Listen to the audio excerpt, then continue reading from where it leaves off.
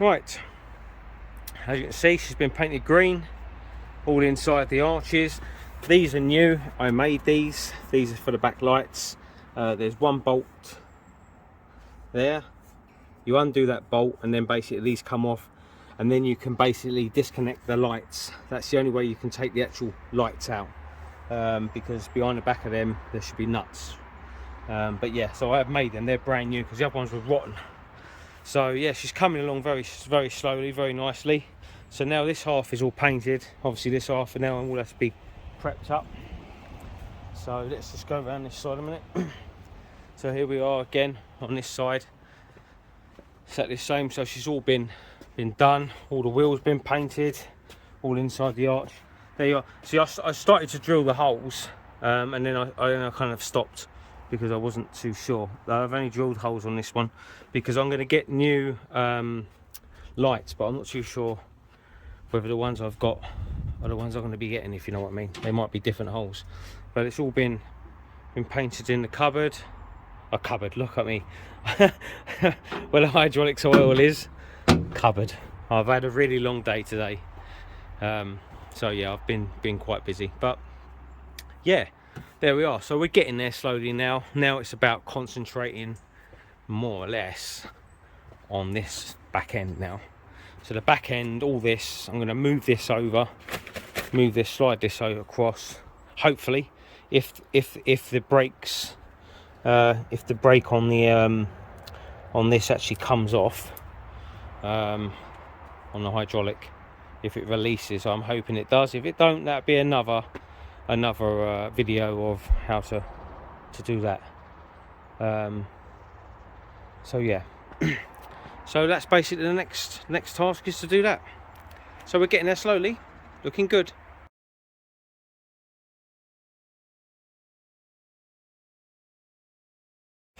Right, just a quick video just to sort of show you on this hydraulic clamping system. Basically, if you look carefully, there's a gap there, which means basically this hydraulic clamp has released itself. It's the same down there as well. There should be 4 on the whole back end. So that's basically released. I'll go around here just sort of show you. We've actually been spraying some plus gas in there, and I've managed to get them to release by moving the lever. The other thing is obviously take the split pin out, undo this and whip it out and clean it all up, but I kind of need to get it moved over. So basically how the system works is you move the lever inside the cab to release and unlock the hydraulic clamp. So the hydraulic fluid comes in here and pushes this off, so then this is able to slide across. Is how it's supposed to work. Now obviously we've released it, and that's where we've managed to get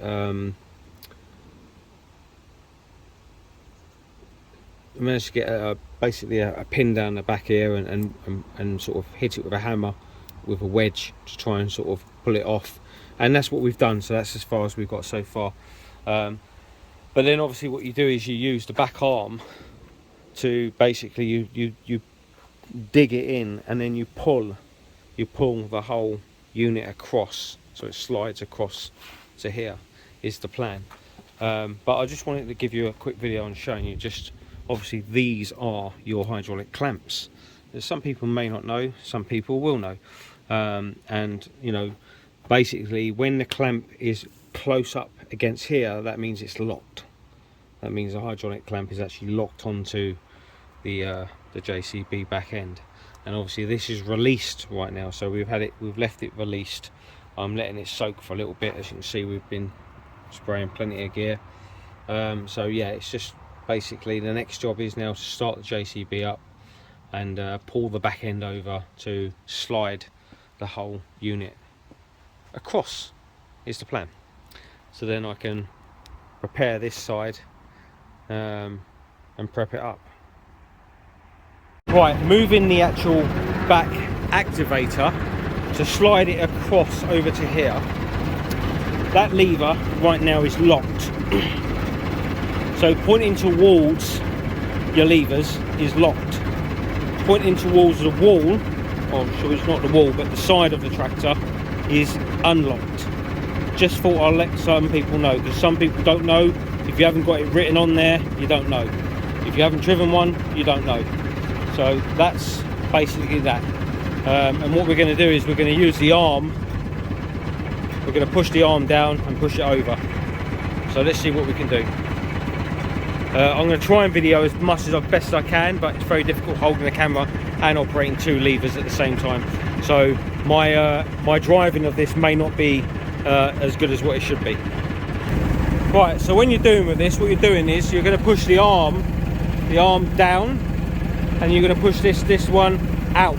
So you're going up, down, up, down. So the JCB will be doing this, and then what will happen is it'll slowly move the arm across. And that's the plan. But make sure you unlock your lock first. Let me just show you. So you're bringing it up, and now I'm going to pull it down. Watch the move. Oh no, it didn't work that time.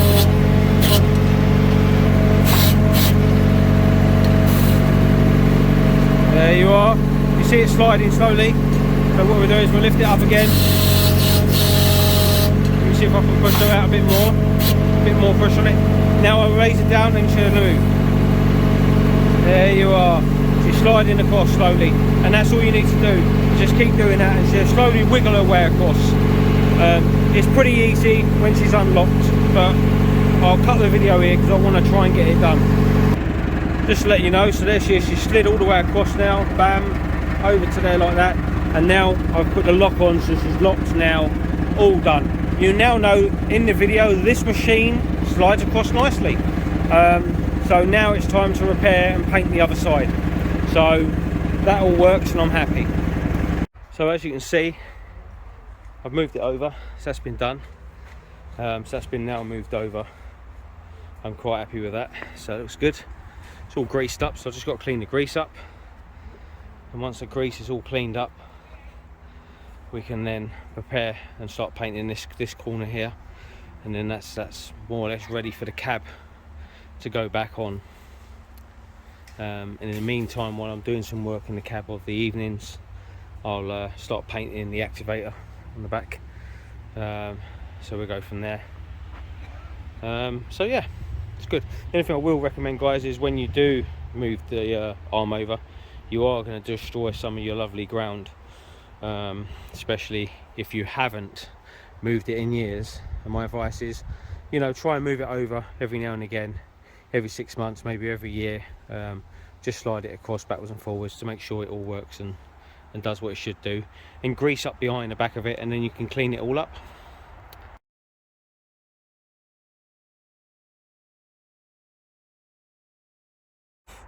Right guys, as you can see, I've now done the templates for the checkered plating. So that's basically all done now, so that's all marked out. Now I might as well tell you now the reason why I'm putting checkered plating on. There's a number of reasons. One is to walk around the top of the JCB. I don't want to slip or anything like that, so it kind of, you know, it stops me from slipping. The other thing is, it being an army JCB, it would have had some sort of checker plating on the arches somewhere along the line. The reason being it would have had this is because they actually had a little roof rack on the roof, and they stored the spare wheel, the front spare wheel. This is what I've been told. They actually stored a front spare wheel on the roof, and you needed to obviously climb up on the JCB to get the spare wheel. They also had a bit of camo that they would store on the roof along with the flashing light. Now obviously the other reason I want it on there as well is because, one, it does add protection to the wings. As you know, I've put all new wings on it, and you know, all I need is just myself or somebody else just to get up on the side of the JCB with a stone in their shoe, and then a great big scratch on the actual bodywork itself. At least if this gets marked, I can mask it up and just repaint it. It's as simple as that. So if the alley does get, you know, damaged, scratched, I can just touch it up without painting the whole wing of the JCB. So that's the plan. So it kind of adds protection, allows me to walk on it, and you know, it's, you know, stops me from slipping over. I'm also going to cut a section out here and just put a little bit there, because I've noticed when the cab is on there, I do normally tread there and on the other side there as well. So it's all been marked out nicely, as you can see. So that's the reason why I'm putting checker plating on my JCB. Right, so the checker plating is now all been fitted. Looks nice, I'm very impressed. Good bit of cutting out, very good. So now the cab will literally just sit, bam, straight on that. Obviously it'll hold it down as well, even though we've got the pot rivets. But yeah, there we are, so that's all good. So the next step now is to get the cab on. So the cab's all now painted green. Just the cab itself. I've still got to do the doors. And then obviously once the cab's on, I've got to do the roof, got to fit well, I've still got to make the roof. I've started bending a few bits, but we can sort that out. Our main aspect is get the cab on first, get that cab on, and then I'll get the roof done, get the roof painted, put the roof on, done, and then the cab's completed, obviously then fit all the windows and everything. So, but yeah, she's looking good, she's coming along.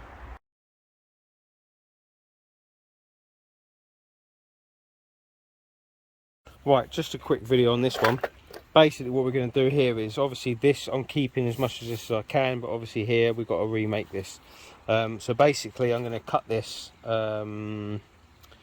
probably down here in the middle, down here somewhere, and across there, and weld all new in there. But on this bit here, we're going to cut this little bit out here, shape this bit, cut it down there.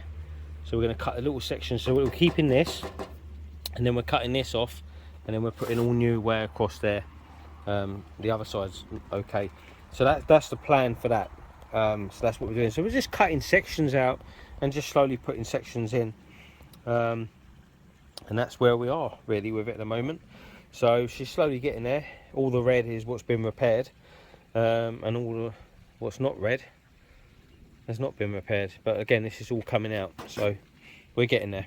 So it's just cutting bits out and putting bits in a little bit at a time. That way you don't lose the shape of your structure. You know, you don't change the size of it.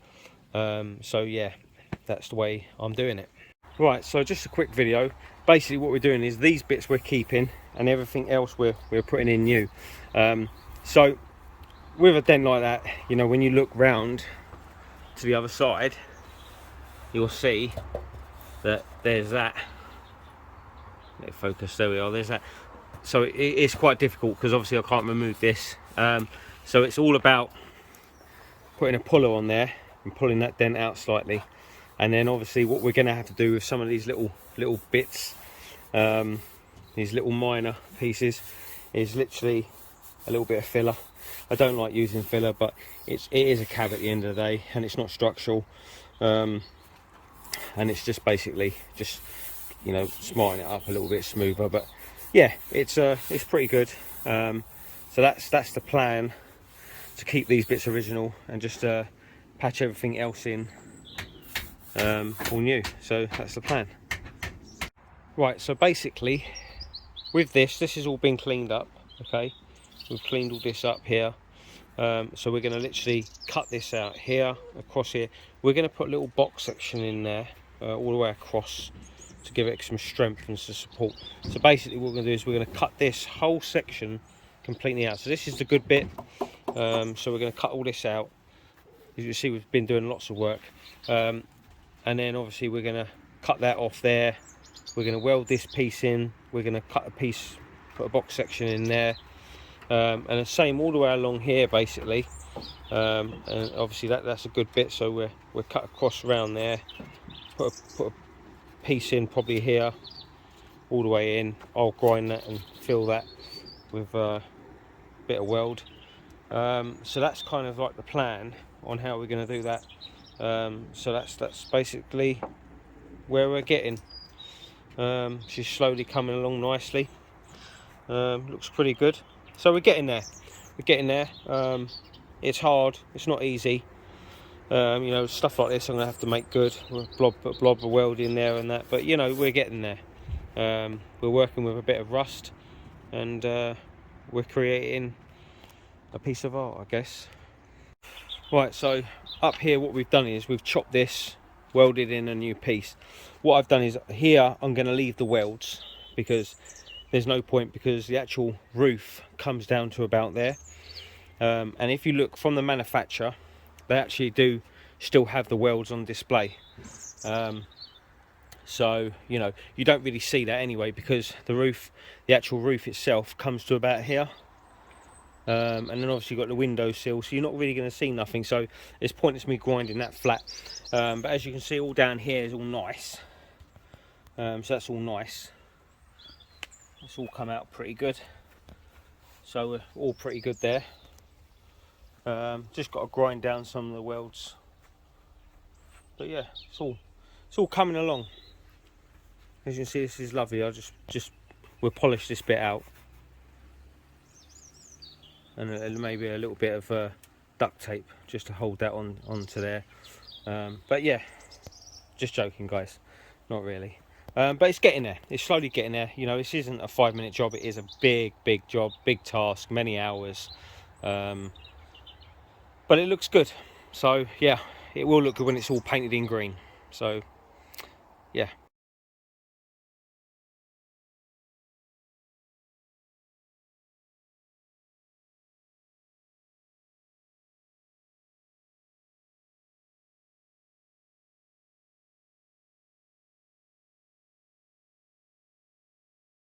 Right, so where are we now? So basically, all my welds have been grinded down, and it's all been grinded flat, and then I've gone over with a red oxide. The inside, my welds haven't been grinded down yet. I've still got to do that.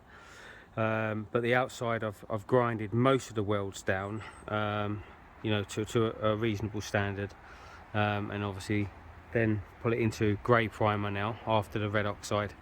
And then there's just a few bits that I can see that I need to sort of grind down again and work on. But apart from that, it's looking really good. I'm quite happy with the way it's come out, considering the state of it.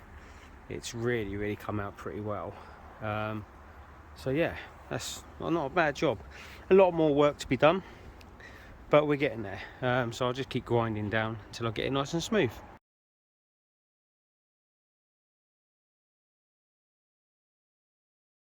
Right, with the bonnet, we took it off because we had to make some repairs to the hinges. Blimey, there's some serious dents on this. It's like someone's dropped a load of bricks on it. So yeah, to get this, yeah, this is going to be interesting. And it's quite thick, so you can't just get your panel beater hammer and just start. Well, I have been actually, and I've done not too bad, but there's quite a few bits and bobs, high and lows, and I've straightened out as best as I can.